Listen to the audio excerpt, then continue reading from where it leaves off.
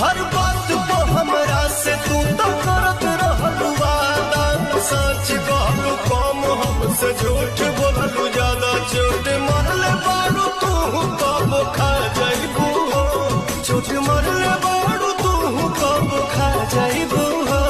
आँख से आँख अब ना